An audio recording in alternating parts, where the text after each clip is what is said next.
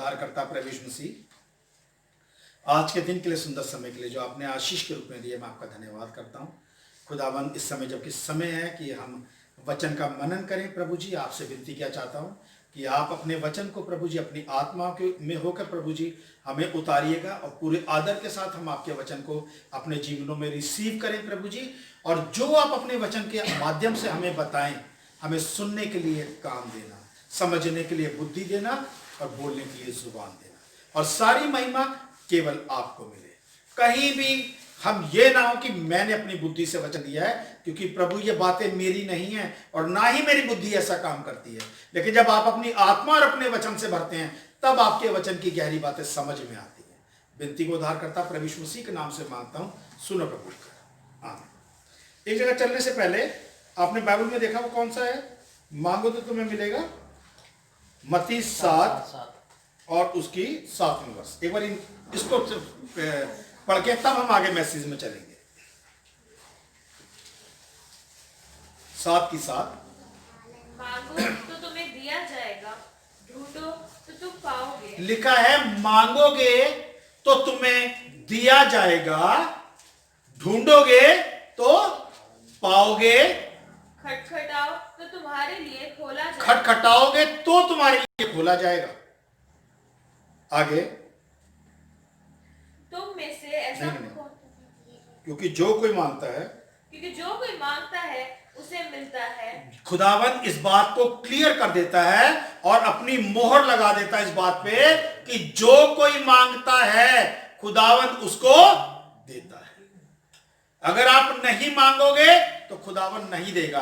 Condition apply है कि मांगोगे तो मिलेगा, जो कोई मांगता है उसको मिलता है, और जो ढूंढता है वह पाता है। बड़ा सुन लो क्लियर, जो ढूंढता है वो पाता है, और जो खटखटाता है उसके लिए खोला जाएगा। जो खटखटाता है उसके लिए खोला जाएगा। मैसेज की शुरुआत आज हमारी यहीं से है। मैं आपसे पूछना चाहूंगा, आप में से किसने खुदावन से मांगा है? धन दौलत की बात नहीं हो रही यहां पे। आप में से किसी ने खुदावन को खुदा से मांगा है, प्रभु मुझे आप मिले, मैं आपको मिलना चाहता हूं, मैं आपको पाना चाहता हूं, आपके वचन की गहराई को जानना चाहता हूं। और कभी आपने खुदावन को ढूंढा है? ढूंढा है कभी खुदावन? मैं वैसे पूछ रहा हूं जनरली। बहुत से लाखों करोड़ों लोग ऐसे हैं, खुदावन को दुनियावी चीज तो ढूंढते हैं लेकिन खुदावन को नहीं ढूंढा। बाइबल में लिखा है कि तुम मुझे ढूंढोगे, मेरी खोज में लगो तो मैं तुम्हें जरूर मिलूंगा। लिखा है जो ढूंढो तो पाओगे और खटखटाओगे तो तुम्हारे लिए खोला जाएगा। जब खुदावन अपने महल में बैठा और आप खटखटा रहे हो, खुदावंद आपके लिए दरवाजे को जरूर खोलेगा। ठीक है नहीं? वचन में आपको पता है इस बाइबल के अंदर खुदावन को खोजने वाला सबसे ज्यादा जो है वो कौन है? कौन है जिसने खुदावन को खोजा बाइबल में सबसे ज्यादा?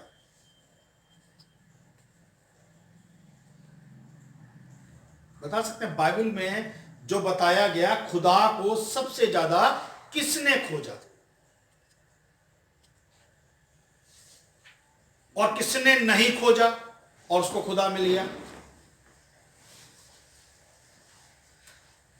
जिसने नहीं खोजा और खुदा उसको मिल गया, और जिसने खोजा उसके बाद उसको खुदा मिल गया।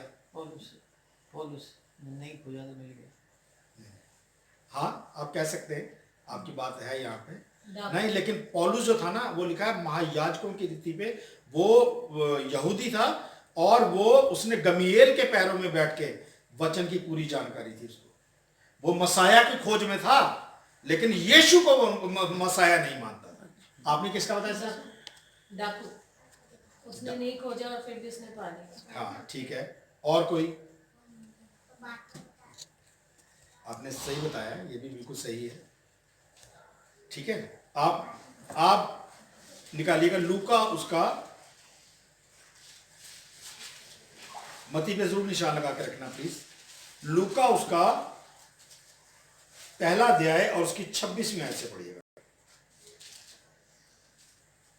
6वें महीने में परमेश्वर परमेश्वर की ओर से टाइटल जो पढ़ना है प्लीज। यीशु के जन्म की घोषणा। यहां पर क्या लिखा है? यीशु के जन्म की घोषणा। वैसे तो आपने प्रभु यीशु मसीह के बारे में बहुत कुछ सुन रखा है, सारी दुनिया में इस महीने में प्रचार होता है, लेकिन खुदावंद रहम करे हम कुछ भिन्न बातें जो आपको नहीं पता हम वो देखेंगे। हाँ जी, छठवें महीने में परमेश्वर की ओर से जिब्राइल स्वर्गदूत गलील के नाजरत नगर में एक कुंवारी के पास भेजा गया, जिसकी मम्मी यूसुफ नामक दाऊद के घराने के एक पुरुष से हुई थी।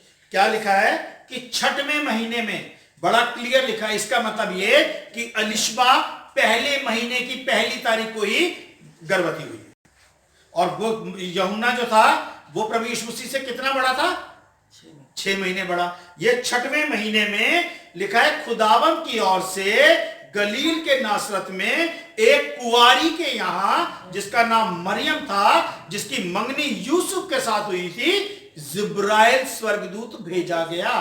27। जिब्राइल स्वर्गदूत का काम क्या है बाइबल में? Messenger of God. और वो क्या करता था? वो हमेशा शुभ संदेश लेके जाने वाले फरिश्तों में से। और प्रधान स्वर्गदूत कौन है? सबसे बड़ा स्वर्गदूत कौन है? मिकाइल। बिल्कुल सही है, सबसे बड़ा स्वर्गदूत मिकाइल है। वो खुदावंद, जहां पर खुदावंद उसको भेजता है, एक जगह लिखा है शैतान के साथ, जब मूसा की लोथ के बारे में उनका झगड़ा हुआ तो वहां पर मिकाइल स्वर्गदूत था, वहां जिब्राइल नहीं था। जिब्राइल स्वर्गदूत कहां बैठे? चुपचाप बैठो। कहां पर भेजा गया? डैनियल के पास भी भेजा गया जिब्राइल। जिब्राइल यूसुफ के पास भी भेजा गया, जिब्राइल मरियम के पास भी भेजा गया। ठीक है, तो यहां पर जिब्राइल स्वर्गदूत के साथ क्या हुआ? उसके द्वारा एक कुंवारी क्या भेजा गया जिसका नाम था मरियम। अब आगे सुनिएगा प्लीज। स्वर्गदूत ने उसके पास भीतर आकर कहा, आनंद और जय तेरी हो, जिस पर ईश्वर का अनुग्रह हुआ है, प्रभु तेरे साथ है। शब्दों पे बड़ा ध्यान देना, लोग इसको ना बड़े नॉर्मली पढ़ लेते हैं। लिखा है आनंद, सबसे बड़ी बात तो तेरे लिए खुशी की बात है, आनंद और जय तेरी हो, क्योंकि इस पूरे इज़राइल के अंदर हजारों लाखों स्त्रियां हैं जो धर्मी भी है, लेकिन तू उनमें जीती है, जिसके ऊपर खुदावन का अनुग्रह हुआ है। तेरे लिए आनंद की बात है, खुशी की बात है, और जय हो तेरी, तू जीती है। लोग इस लाइन को बड़े नॉर्मली लेते हैं। लिखा आनंद और जय तेरी हो, आगे, जिस पर ईश्वर का अनुग्रह हुआ है। और इसलिए क्योंकि जितनी भी स्त्रियां थी उनमें से केवल तू ही चुनी गई जिसके ऊपर खुदावंद ने अपना अनुग्रह किया। हर एक के ऊपर नहीं किया, वहां पर लाखों हजारों स्त्रियां थी, लेकिन अनुग्रह सब पर नहीं हुआ। अनुग्रह हुआ तो सिर्फ मरियम पर हुआ, क्योंकि खुदावन का अनुग्रह तेरे पर हुआ है, प्रभु तेरे साथ है। और ये बात जिब्राइल ने क्लियर कर दी। जब खुदावन का अनुग्रह तेरे साथ हुआ है तो अब तू अकेली नहीं है, अब तेरे साथ मैं तो संदेशवाहक हूं, खुदावन का संदेश लेके आया हूं, लेकिन खुदा तेरे साथ है। खुदा उसके साथ कैसे हो गया? वो प्रभु यीशु की माता बन गई उसके बाद। ठीक है, बहुत अच्छी बात है, आप सही कह रही हैं, बिल्कुल ट्रैक आपका बिल्कुल ठीक है। और जिसके स्वर्गदूतों का बाड़ा बांध दिया गया उसके बाद। ठीक है, गॉड ब्लेस यू, आप सही कह रही हैं। तो मेन चीज यह है कि जब खुदा मरियम के गर्भ में आ गया तो खुदा उसके साथ था या नहीं? लिखा है वो अनुग्रह से परिपूर्ण हुई है, और कोई भी बाइबल बताती है कोई भी खुदा को देख नहीं सकता, लेकिन उस स्त्री के ऊपर खुदावन का यह अनुग्रह हुआ कि देखना ही नहीं, उसने खुदा को अपने गर्भ में भी रखा। वो खुदावन की ओर से चुनी गई अनुग्रह में होके, और खुदावन उसके जब अंदर आ गया तो उसके साथ हो गया। वो किसी भी तरीके से अब शैतान जो सारी पृथ्वी पर घूमता था, वो उसको पता ही नहीं चला कि खुदावन मरियम के गर्भ में है। शैतान मरियम, खुदावन प्रभु यीशु मसीह के पैदा होने से लेके और उसके मरने तक एक ही बात बार बार पूछता रहा, अगर तू खुदा का बेटा है तो हमसे कह दे, यदि तू खुदा का बेटा तो हमसे कह दे। लेकिन खुदा खुद मरियम के गर्भ में आ गया, शैतान को पता ही नहीं चला। ठीक है, आगे पढ़िएगा। वह उस वचन से बहुत घबरा गई और सोचने लगी कि यह किस प्रकार का अभिवादन है। आप खुद सोचो कि आप अगर एक कुंवारी स्त्री हो और बाइबल के अंदर मरियम के माता पिता का कहीं जिक्र नहीं है, यानी कि वो होंगे, शायद हो सकता है उस समय ना हो, लेकिन इस दुनिया में से जा चुके हों, कुछ भी हो सकता है, क्योंकि कोई जिक्र नहीं है, ये सिर्फ हम कल्पना कर रहे हैं। लिखा है वो इस अभिवादन से जो स्वर्गदूत ने उसका किया, क्योंकि स्वर्गदूत ने उसको क्या किया, आनंद तेरे लिए खुशी की बात है और तू जयवंत हुई है और खुदावन का अनुग्रह तुझ पर हुआ है और खुदा तेरे साथ है। इस 4 बातों से वो घबरा गई। ये कैसा अभिवादन है, क्योंकि आज तक किसी ने स्वर्गदूत देखा नहीं और स्वर्गदूत उससे बात करने लगा। और स्वर्गदूत केवल बात ही नहीं कर रहा, सारी चीजें उसके लिए पॉजिटिव बोल रहा है। पहली बात क्या, तू आनंदित हो, तूने जय प्राप्त की है, खुदावन का अनुग्रह तुझ पर हुआ, क्योंकि खुदावन का अनुग्रह हर किसी पे नहीं होता। मैंने बताया ना, उस इजराइल में उस समय लाखों स्त्रियां होंगी, लेकिन और धर्मी भी होंगी, लेकिन खुदावंद ने उन हजारों लाखों स्त्रियों में से अगर किसी को चुना है, तो वो सोच लो कि जैसे दुनिया में चुनते हैं ना मिस यूनिवर्स, तो जिसको खुदा ने स्वर्ग में रहने वाले ने दुनिया में से चुना है, ये है जो असली मिस यूनिवर्स थी। कि अगर ब्रह्मांड में अगर उस समय कोई धर्मी स्त्री थी तो वो मरियम थी, जिसको खुदावन ने अपने लिए चुना कि मैं इसके गर्भ में रहूं। आगे पढ़िएगा। स्वर्गदूत ने उससे कहा, हे मरियम, भयभीत न हो, क्योंकि परमेश्वर का अनुग्रह तुझ पर हुआ है। फिर दोबारा उसने इस बात को बोला कि मरियम तू डरना, क्योंकि स्वर्गदूत अगर आ जाए, जिसको आपने स्वर्गदूत को कभी देखा नहीं, और वो आपसे बातचीत करने लगे, और वो भी जब आपका घर का दरवाजा बंद हो और तब स्वर्गदूत आ जाए, वो कितनी डर गई होगी। लिखा है तू भयभीत ना हो, डरना तू इस बात से, क्योंकि खुदावन का अनुग्रह तुझ पर हुआ है। मनुष्यों का अनुग्रह होना बहुत नॉर्मल सी बात है कि अनुग्रह हुआ है, चलो इसको 2 रोटी दे दो, 2 पैसे दे दो, इसकी मदद कर दो। ये मनुष्य अनुग्रह करता है जो कुछ समय का होता है, लेकिन खुदावन का अनुग्रह मरियम पर ऐसा हुआ, हजारों साल बाद आज भी मरियम प्रभु यीशु मसीह के नाम से जानी जाती है, पहचानी जाती है। जबकि दुनिया में तो लोग उसको पूजते भी हैं, लेकिन ये गलत है, क्योंकि मरियम प्रभु यीशु मसीह का जब अनुग्रह उस पर हुआ, तो मरियम की पहचान प्रभु यीशु मसीह से इस दुनिया में बनी है, ना कि प्रभु यीशु मसीह की पहचान मरियम से बनी है। आपने देखा होगा पेड़ों पे जब फल लगते हैं, जैसे अगर किसी पेड़ पे अमरूद लगा है, किसी पे आम लगा है, किसी पे अनार लगा है, आप क्या बोलेंगे उस पेड़ को? आम का पेड़। आम का पेड़, क्योंकि इस पेड़ की पहचान आम से है। मरियम की इस दुनिया में पहचान फल से है, प्रभु यीशु मसीह से है, जो उसके ऊपर लगा है। लेकिन लोग क्या करते हैं, मरियम को पहले रखते हैं और प्रभु यीशु मसीह को बाद में। पेड़ का आम नहीं बोला जाता, आम का पेड़ बोला जाता है। ठीक है, आगे। देख, तू गर्भवती होगी और तेरे एक पुत्र होगा, तू उसका नाम यीशु रखना। यहां पर स्वर्गदूत ने उसको बिल्कुल क्लियर कर दिया कि तू पहली बात तो गर्भवती होगी, एक पुत्र को जनेगी, ये भी क्लियर कर दिया। और क्या कहा है, उसका नाम वो मत रखना सोना मोना कुछ नहीं, उसका नाम यीशु रखना। और यीशु का मतलब है हमारा खुदा हमारे पापों से हमारा उद्धार करेगा। अभी मती में पढ़ते हैं, लिखा है यीशु का मतलब। तो लिखा है कि तू 3 बातें स्वर्गदूत ने उसको बोली। क्या क्या बोली? तू गर्भवती होगी। ऐसा नहीं है जैसे आज की डेट में जब स्त्रियां गर्भवती नहीं होती, बड़ी कोशिश करती हैं, बहुत पैसा भी खर्च करती हैं, और बहुत से आजकल तरीके भी आ गए हैं, तो लेकिन यहां पर स्वर्गदूत ने उसको क्या बताया? पहली बात 101% तू गर्भवती होगी। दूसरी बात क्या बताई? तू पुत्र को पैदा करेगी, ये नहीं कि बच्चा होगा, पुत्र ही होगा। और तीसरी बात क्या? उसका नाम उसने बताया स्वर्गदूत ने, क्योंकि वो नाम स्वर्ग से रखा गया, उसका नाम यीशु रखना। 3 बातें बोली। आगे। वह महान होगा और परम प्रधान का पुत्र कहलाएगा। क्या बताया उसके बारे में? वो जो बेटा पैदा होगा वो महान होगा, और किसका बेटा कहलाएगा? यूसुफ का बेटा नहीं कहलाएगा, वो परम प्रधान का बेटा कहलाएगा, अर्थात खुदा का बेटा कहलाएगा। पैदा तू जरूर करेगी, लेकिन बेटा वो खुदा का ही कहलाएगा। खुदा का बेटा क्यों कहलाएगा? आप भी तो खुदा के बच्चे हैं या नहीं? लेकिन प्रभु यीशु मसीह खुदा का बेटा क्यों कहलाएगा? आप खुदा के बच्चे क्यों नहीं कहलाते? पिछली बार मैंने मैसेज में बताया था, शायद आपको ध्यान हो। क्योंकि उसने, जो वो बालक पैदा होगा, वो अपने पिता की इच्छा को वैसे ही पूरा करेगा जैसे पिता चाहता है।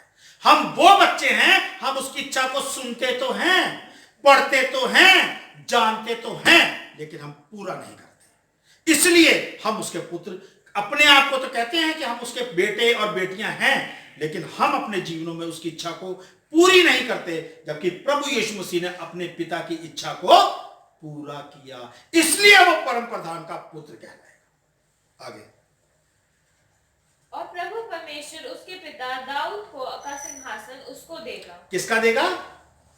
दाऊद का सिंहासन उसको देगा।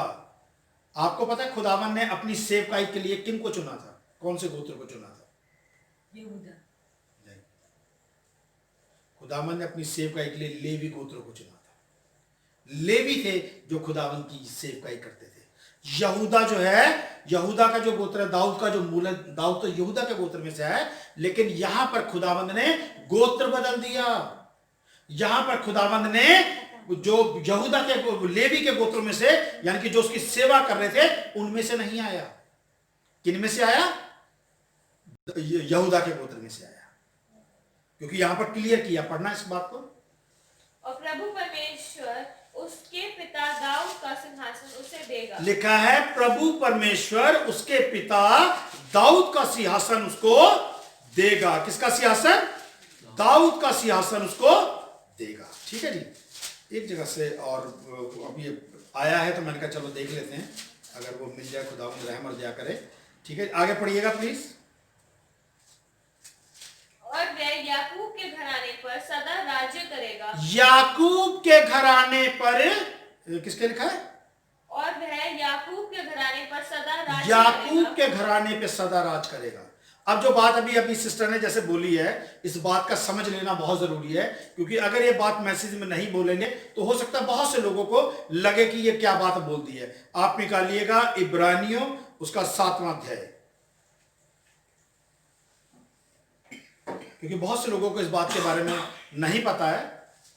तो इब्रानियों 7वां अध्याय निकालिए जी, पेज नंबर, हाँ ठीक है, वर्ष 13 से पढ़िएगा प्लीज, 13 से 14 तक।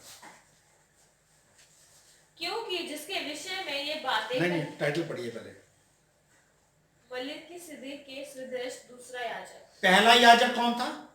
प्रभु यीशु मसीह। नहीं, वो तो प्रभु यीशु मसीह तो मलिकिसिदक की रीति पे महायाजक बनेगा। पहला खुदावन ने याजक किसको ठहराया? हारून को। जब वहां से मिस्र से इस्राएलियों को लेके निकले तो मूसा नबी था, लेकिन खुदावंद ने हारून को महायाजक ठहराया। वो लेवियों की रीति पे महायाजक खुदावंद की ओर से चुना हुआ था, लेकिन यहां पर लिखा है मलिकिसिदक के सदृश दूसरा महायाजक, जो मलिकिसिदक जिसने इब्राहिम को ब्रेड एंड वाइन दी, जो प्रभु भोज दिया और 10वां इब्राहिम ने उसको दिया, तो जहां पर उसके जैसा खुदावन ने दूसरा महायाजक बना दिया। पढ़िएगा।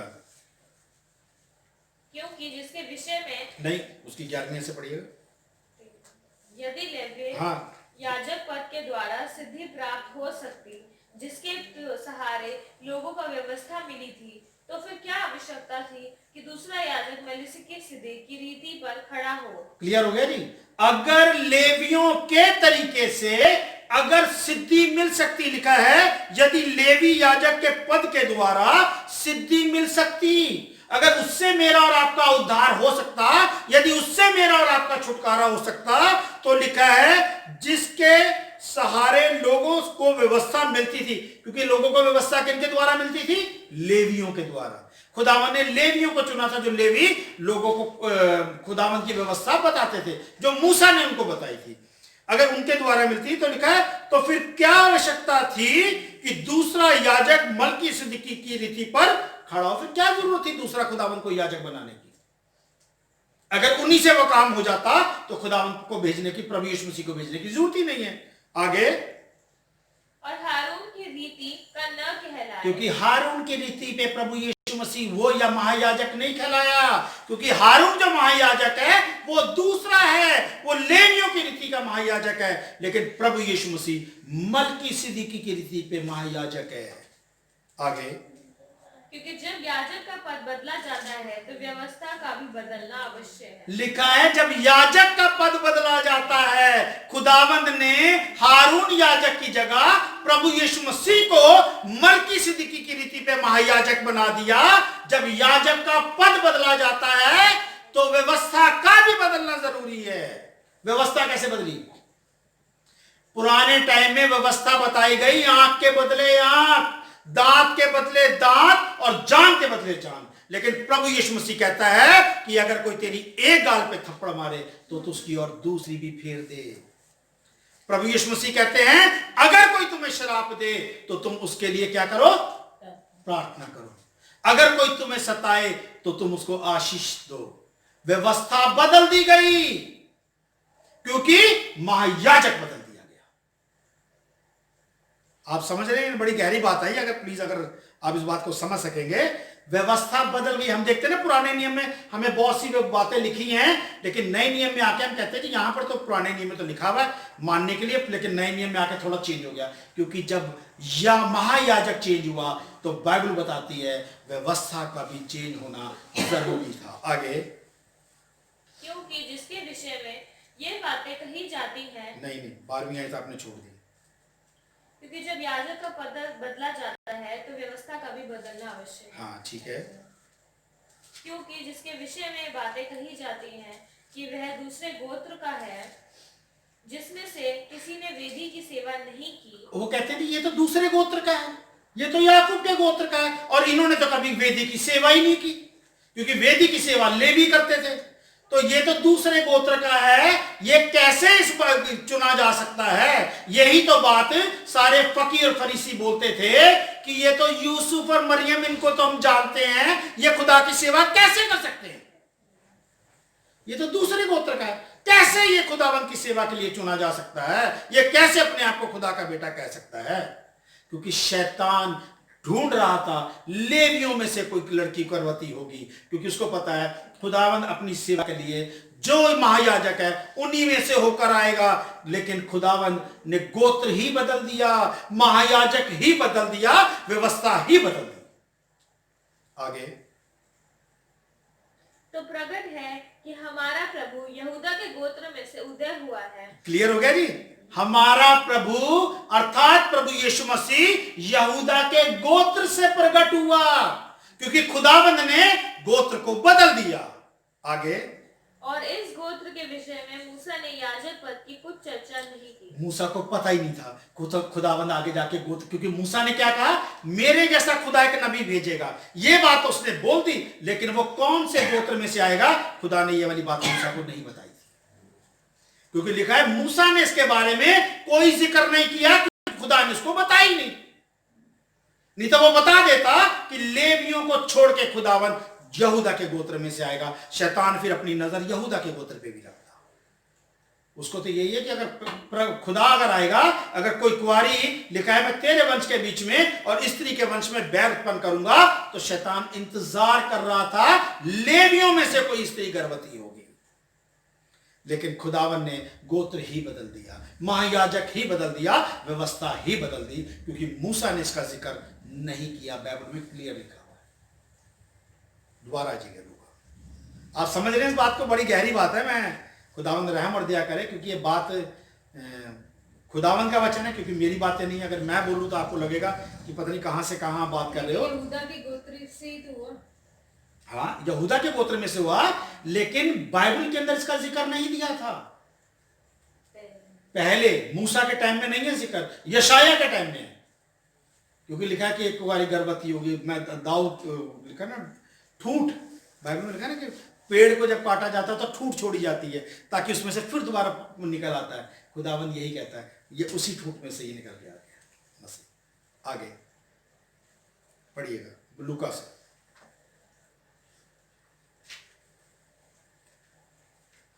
वह महान होगा और परम प्रधान का पुत्र कहलाएगा। वो महान होगा और परम प्रधान का पुत्र कहलाएगा। और प्रभु परमेश्वर उसके पिता दाऊद का सिंहासन उसको देगा। लिखा है खुदावंद उसके पिता दाऊद का सिंहासन उसको देगा। अगर आपने इसको पढ़ा होगा,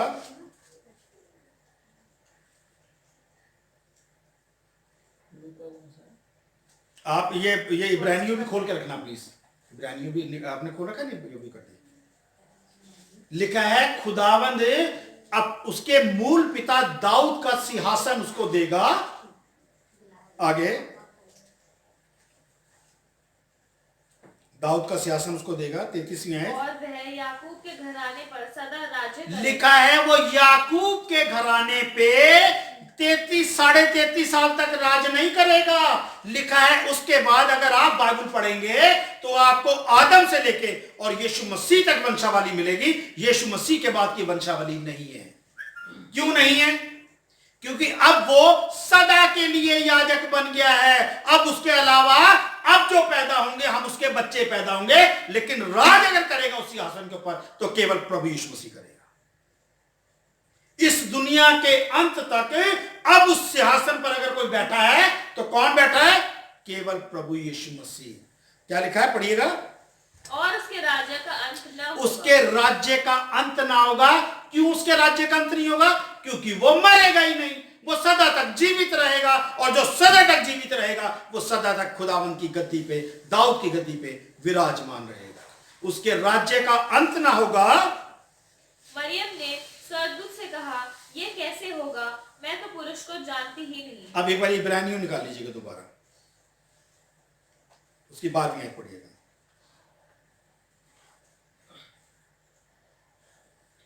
क्योंकि जब याजक का पद बदला जाता है तो व्यवस्था का भी बदलना अवश्य है। नहीं, इसकी 17वीं है, सॉरी।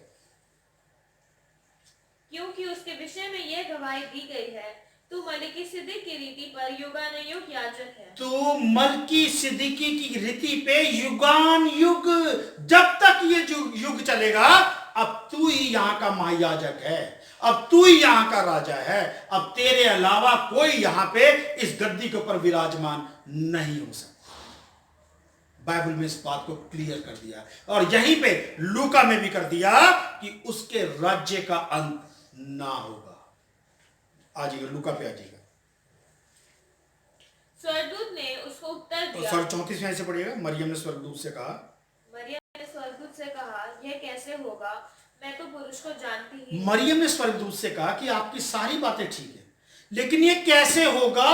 क्योंकि मेरी मंगनी तो हुई यूसुफ के साथ, और अगर आप बता रहे हैं कि मैं गर्भवती होंगी तो ये कैसे होगा? क्योंकि उस पुरुष को तो मैं जानती नहीं। क्योंकि मरियम सोच रही है दुनियावी तरीके से कि अगर गर्भवती होना पड़ेगा तो मुझे एक पुरुष के संपर्क में आना पड़ेगा, लेकिन उसको ये नहीं पता कि तू जो गर्भवती होगी वो खुदावन के अनुग्रह, जो उसका अनुग्रह तुझ पर हुआ है, तू पवित्र आत्मा की ओर से गर्भवती होगी। कह रही कैसे होगा? मैं तो उस पुरुष को जानती ही नहीं। आगे स्वर्गदूत ने उसको उत्तर दिया, पवित्र आत्मा तुझ पर उतरेगा। क्या क्या बोला? पवित्र आत्मा तुझ पर उतरेगा। सबसे पहले जब पवित्र आत्मा तुझ पर उतरेगा तो तू महापवित्र बन जाएगी, क्योंकि खुदावन कहता है पवित्र बनो क्योंकि मैं भी पवित्र हूं। तुझे अपने आप को जब पवित्र आत्मा उतरेगी, पवित्र आत्मा उतर के तेरे को महापवित्र कर देगी, क्योंकि 9 महीने खुदावन तेरे पेट में रहेगा। लिखा है पवित्र आत्मा तुझ पर उतरेगा और परम प्रधान की सामर्थ्य तुझ पर छाया करेगी। और परम प्रधान की, स्वर्गदूत कहता है मैं तो केवल एक संदेश लेकर आया हूं, लेकिन तेरे ऊपर जो छाया करेगी वो परम प्रधान की छाया करेगी। क्योंकि यही परम प्रधान की छाया जब मिस्र से इजराइलियों को लेके आया तो खुदावन उन 6 लाख लोगों के ऊपर दिन में बादल का खंबा और रात में आग का खंबा बनके उनके ऊपर छाया करता था। जब इतने लाखों लोगों पे खुदावन छाया करता था, वही खुदावन, वही परम प्रधान अब तेरे ऊपर छाया करेगा। अब तेरे पर जब छाया करेगा तो शैतान किसी भी तरीके से, जब तक खुदावन तेरे साथ है, तेरे को छू नहीं सकता, देख नहीं सकता, महसूस नहीं कर सकता। आगे, इसलिए वह पवित्र जो उत्पन्न होने वाला है परमेश्वर का पुत्र कहलाएगा। वो जो पवित्र होने वाला है, मरियम को क्लियर कह दिया, किसका पुत्र कहलाएगा?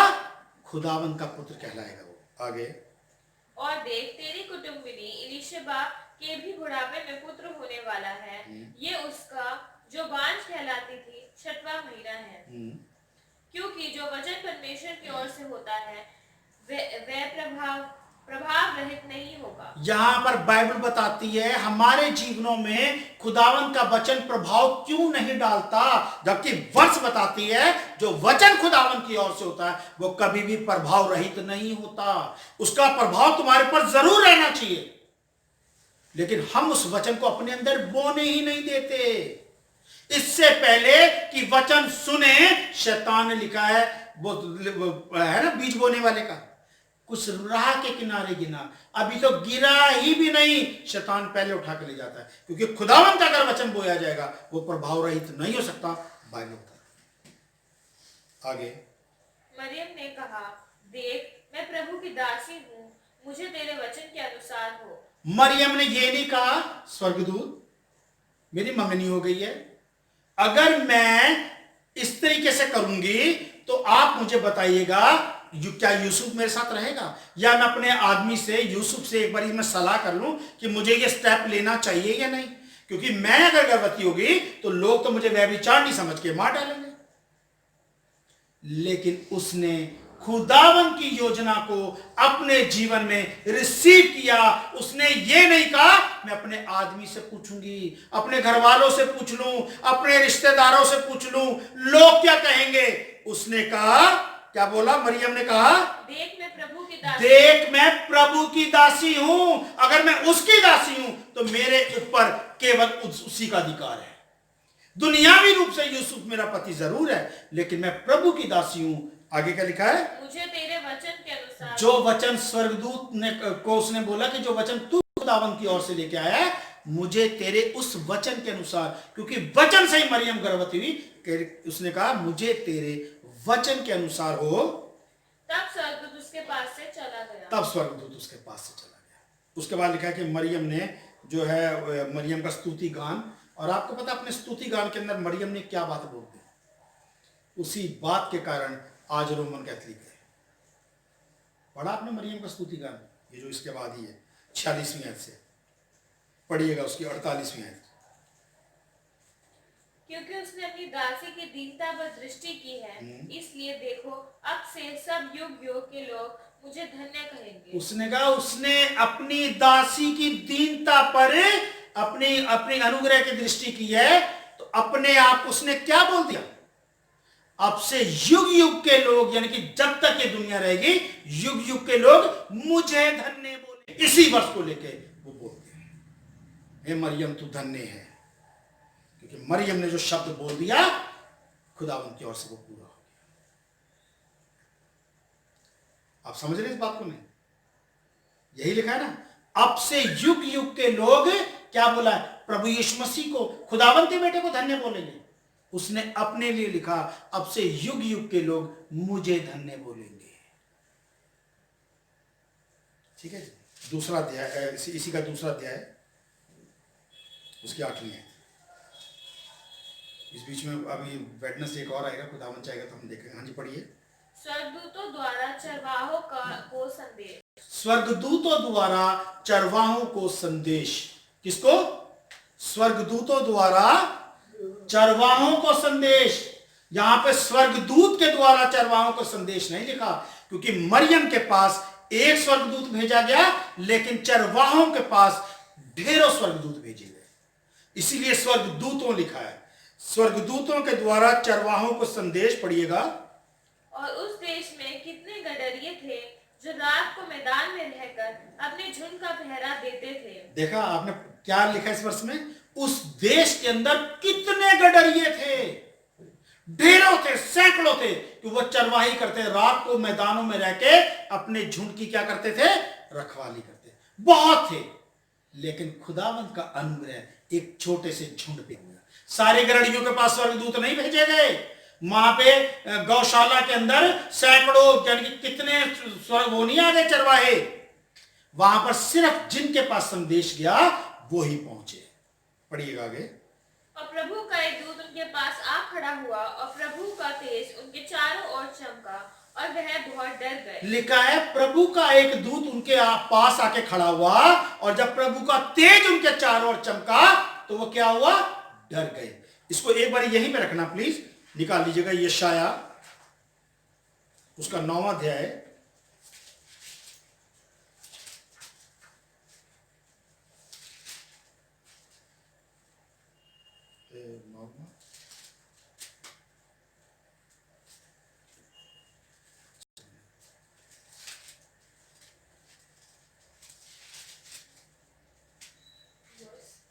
उसकी दूसरी वर्ष पढ़िएगा।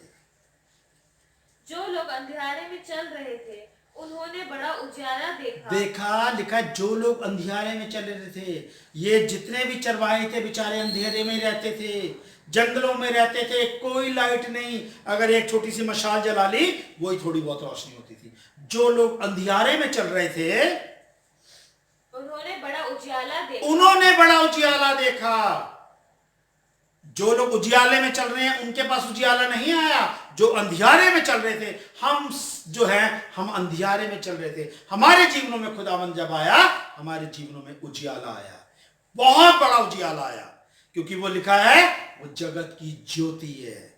आगे। और जो लोग घोर अंधकार से भरे हुए नया यरूशलेम लिखा है, क्या दोबारा पढ़िएगा। जो लोग अंधेरे में चल रहे थे उन्होंने बड़ा उजाला देखा और जो लोग घोर अंधकार से भरे हुए मृत्यु के देश में रहते थे उन पर ज्योति चमकी। तूने जाति को बढ़ाया, तूने उसको बहुत आनंद दिया। बस ये इसका वहीं पे आ जाएगा दोबारा लूका पे।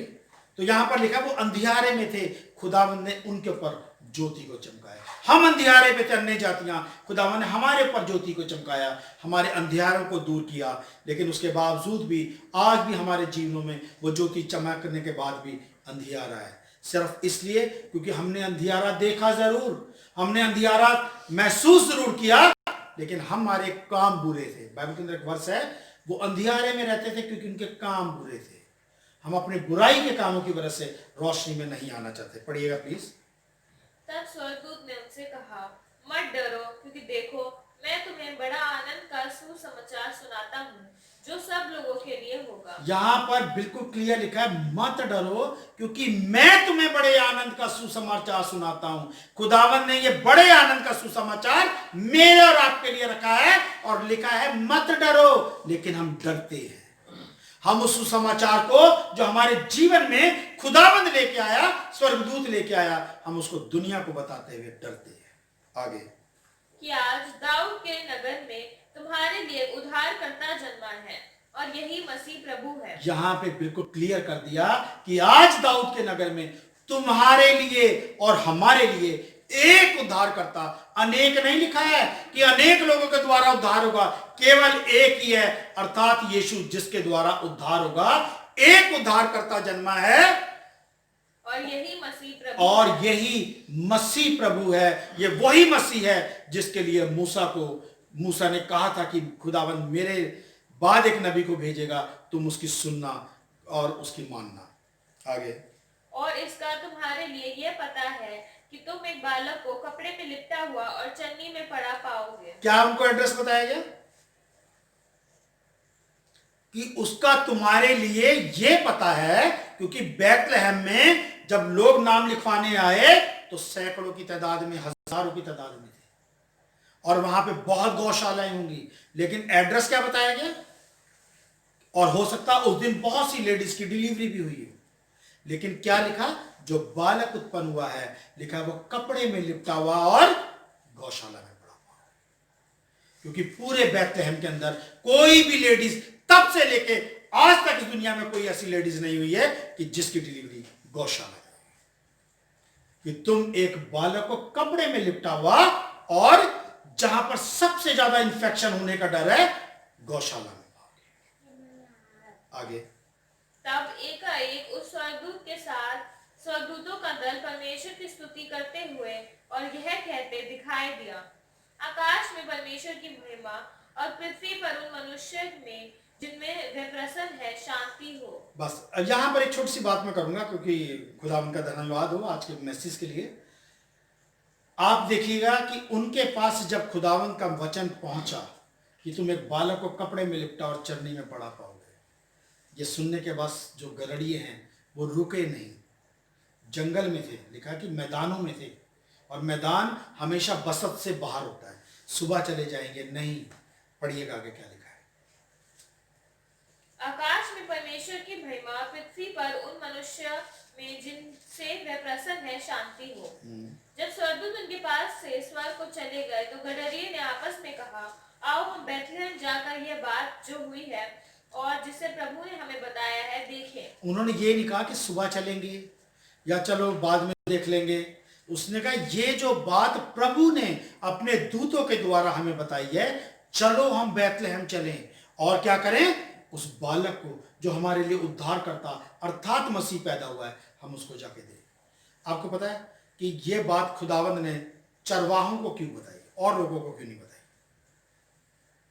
क्योंकि वो जगह जगह घूमते हैं, अलग अलग जगह, God bless सबको you. बता सकते हैं। चरवाहे कभी भी एक जगह नहीं रहते, चरवाहे चलते रहते हैं, चलते रहते हैं, और जहां जहां वो जाए गए वहीं वहीं उन्होंने इस बात को संदेश दिया कि हमने हमारे लिए जो उद्धार करता अर्थात मसीह जो आने वाला था वो आ चुका है, और हमने उसको अपनी आंखों से देखा है, अर्थात हमने खुदा को अपनी गोद में देखा है, लिया है हमने। क्या लिखा है? उन्होंने कहा कि जो बात हुई आओ बैतलहम चलकर देखें जो हुई हैं और जिससे प्रभु ने हमें बताया है देखें। और उन्होंने तुरंत जाकर मरियम और यूसुफ को और चन्नी में उस बालक को पड़ा देखा।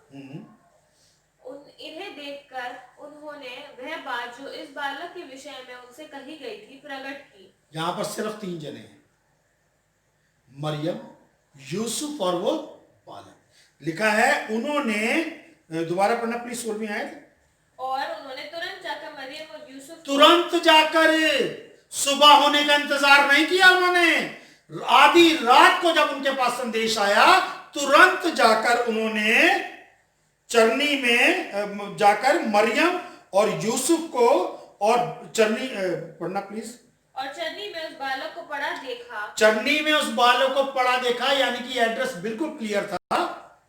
इन्हें देखकर उन्होंने वह बात जो इस बालक के विषय में उनसे कही गई थी प्रकट की। इस बात को जो हुई थी उन्होंने मरियम और यूसुफ को बताया, क्योंकि मरियम यूसुफ ने कहा भाई हम तो आपको जानते नहीं, आप कौन हो, आपको कैसे पता चला इस बालक के बारे में? तब उन्होंने बताया होगा, स्वर्गदूतों ने हमें इसके बारे में बताया, ये एक बालक पैदा हुआ अर्थात यही मसीह है। वो ही स्वर्गदूतों ने मरियम को भी संदेश दिया, उसी स्वर्गदूतों ने यूसुफ से भी कहा तो अपनी पत्नी को अपनी यहाँ लाने से मत डर। तभी मरियम और यूसुफ को पता चल गया कि इनको भी जो स्वर्गदूतों ने बताया है ये आपस में सारी कड़ियां मिल रही हैं। ये स्वर्गदूतों का संदेश है जो इन तक पहुंचा है। आगे, और सब सुनने वालों ने उन बातों में जो गडरिये ने उसे कहा कहीं आश्चर्य किया। उन्होंने आश्चर्य किया कि बताओ खुदावन का मैसेज जो है, वचन जो है गड़ड़ियों के पास पहुंचा है, इसके गौशाला का जो मालिक है उसके पास नहीं पहुंचा। हमारे यहाँ गौशाला में लिखा है सारे पूरी गौशाला भरी हुई थी और प्रभु यीशु मसीह के लिए मरियम के उनके रहने की जगह नहीं थी, तभी वो उसमें सराय पूरी भरी थी, तभी वो गौशाला में ठहरे, वहां पे सराय में ठहरे हुए, और किसी के पास कोई मैसेज नहीं किया कि एक लड़की ने, एक स्त्री ने एक बालक को गौशाला में जन्म दिया है।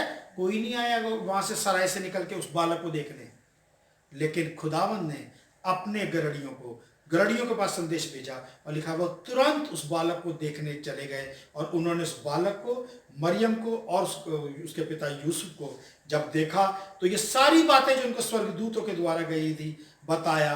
इसे सुन के उन सब ने क्या किया? अचंभा किया। आगे, परंतु मरियम ये सब बातें अपने मन में रखकर सोचती रही। और सबने तो सारी बातें एक दूसरे को कही, लेकिन मरियम के लिए लिखा है वो ये सारी बातें सुनने के बाद अपने मन में रख के और सोचती रही है किस तरीके का बालक है, कैसे हुआ, क्योंकि मरियम जानती है कि मैं गर्भवती पवित्र आत्मा की ओर से। ये खुदावन जो है क्या अद्भुत काम जो मेरे जीवन में कर रहा है कि ऐसा होने पर भी मेरा पति भी मेरे साथ है, खुदावंद भी मेरे साथ है, गरड़ी ये गरीब लोग भी मेरे साथ हैं, और अभी जब राजा आएंगे तो राजा भी मेरे साथ है। कैसा मेरे जीवन में लिखा, मरियम अपने मन में रख के इन बातों को सोचती रही। आगे, और गदरियों जैसा उनसे कहा गया था वैसा ही सब सुनकर और देखकर परमेश्वर की महिमा और स्तुति करते हुए लौट गए। और लिखा, गडरियों ने जैसा उनको कहा गया था वैसा ही उन्होंने देखा तो खुदावंद की महिमा और स्तुति करते हुए लौटे। आज की डेट में प्रभु यीशु मसीह के जन्म को सारी दुनिया में सेलिब्रेट किया जाता है, लेकिन गडरियों की तरह खुदावंद की महिमा और स्तुति करते हुए नहीं लौटते। संदेश लेके लोग जाते हैं, कैरल लेके जाते हैं, बताते हैं, आसपास के लोग जो है अन्य जाति लोग बहुत आनंदित होते हैं कि इनके लोग आए हैं, लेकिन खुदावंद के बच्चे उस मन से जैसा स्वर्गदूतों ने उनको बताया, जो अनुग्रह हम पर हुआ है, उसके हिसाब से ना तो खुदावंद की